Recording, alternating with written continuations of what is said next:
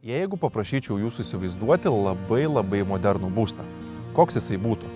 O jeigu dar pasakyčiau, kad jūs jį galėtumėt perkelti iš vienos vietos į kitą, kad ir iš miesto centro prie ežero kranto, kaip būtent tas vaizdas atrodytų jūsų galvoje?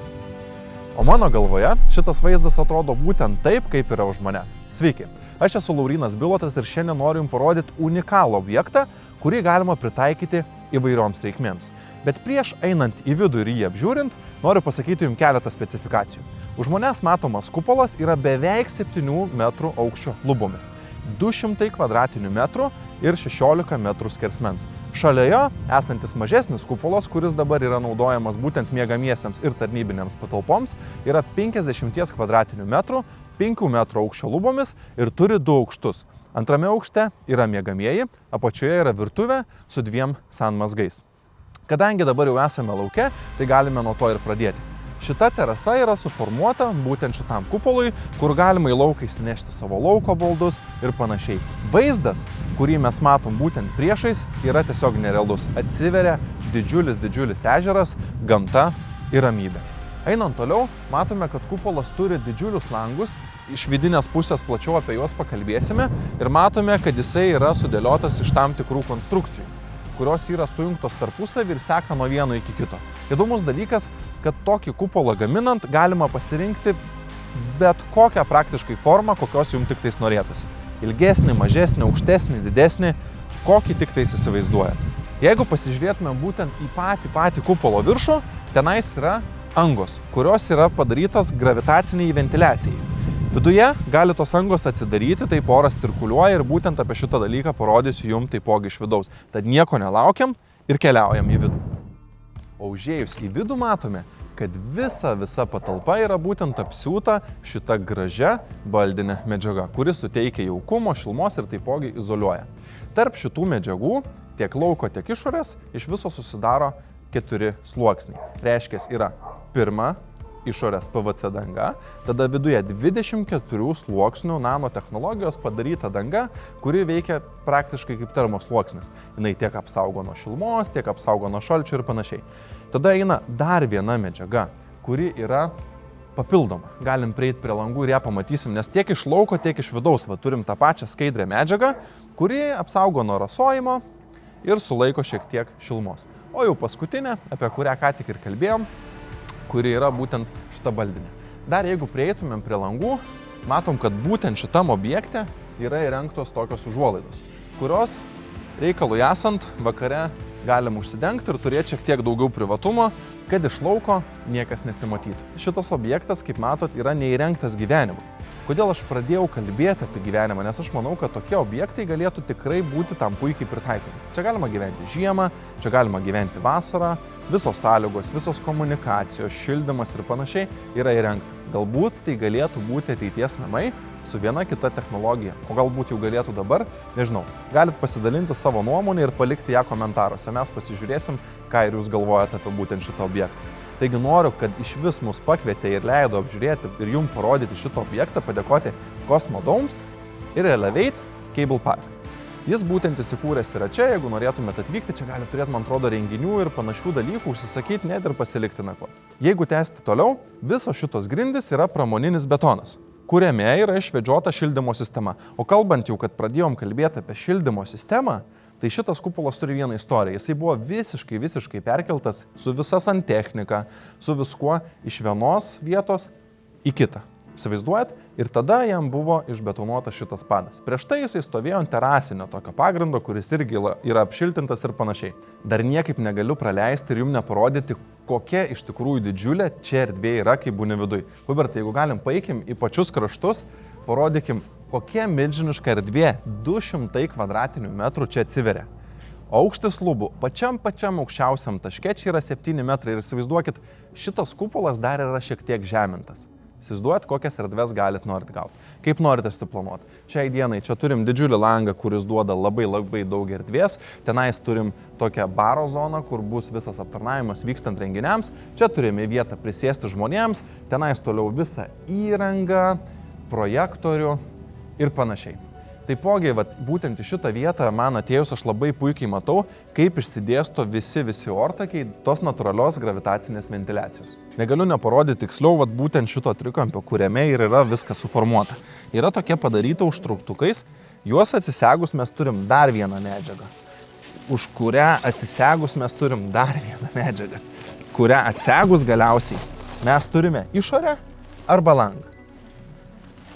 Tai šitiek sluoksnių yra suformuota, kad būtent jums užtikrintų šilumą, garsą ir kad ta šiluma nei išeitų, nei patektų iš vidaus.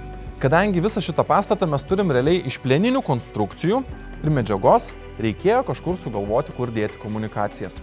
Kaip manot, kur jos yra? Viduje yra įrengiamos vidinės pertvaros. Galite ateiti, šiek tiek parodysim ir ten toj būsim. Tai būtent šitos pertvaros yra tos vidinės, apie kurias aš ir kalbu. Tai galime kažkiek komunikacijų paslėpti juose, bet visas pagrindas, tiek elektra, tiek nuotekos yra išvedžiotas grandinyje. Kaip ir štai šita didžiulė sala.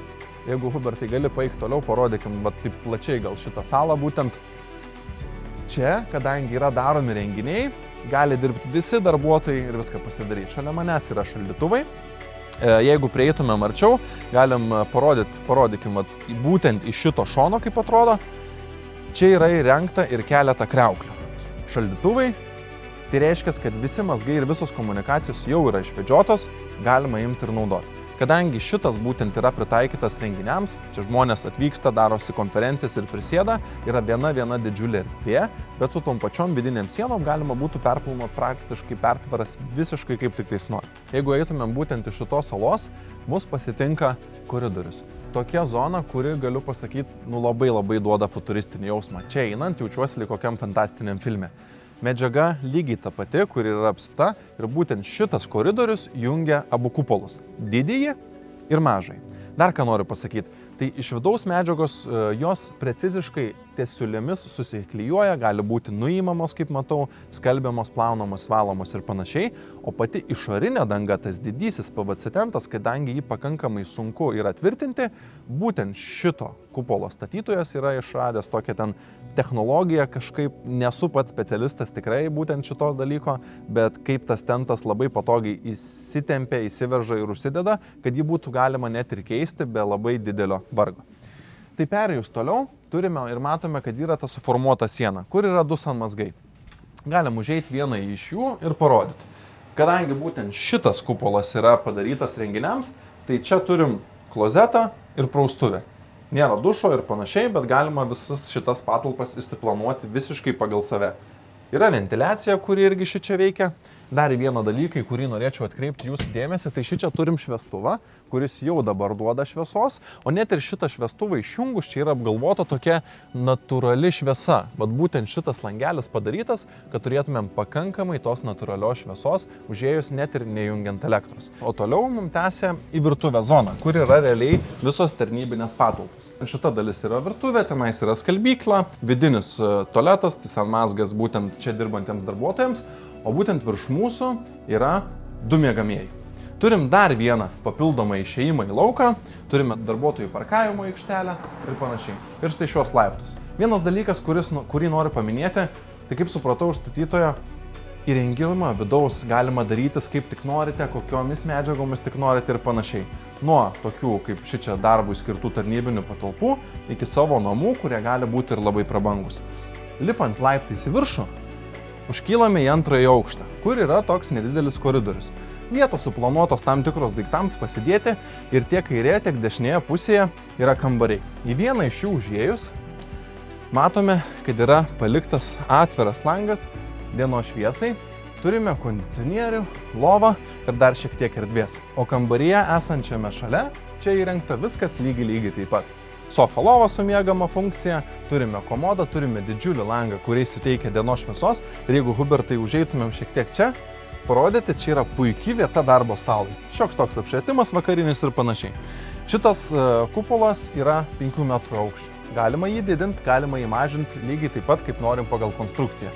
Forma, ilgiai ir panašiai gali varijuoti. Įrengimas irgi lygiai taip pat. Galima pasidaryti visaip. Įsivaizduoju, kad jeigu yra padarytas pirmasis variantas ant terasinio pado, o dabar yra ant betono, tai turbūt ir vidinės pertvaras galima daryti visiškai pagal save.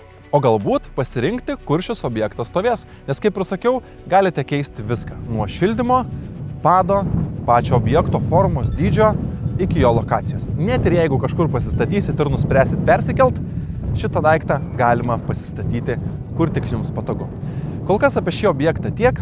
Jeigu patiko šitas vaizdo įrašas, paspauskite subscribe mygtuką, paspauskite patinka, nes tai mums leis gauti geresnius objektus ir parodyti juos jums. Jeigu turite kažkokią nuomonę, norite, kad kažkas keistusi, galite palikti komentarą. Kol kas apie šitą objektą tiek, pasimatome kitose vaizdo įrašuose.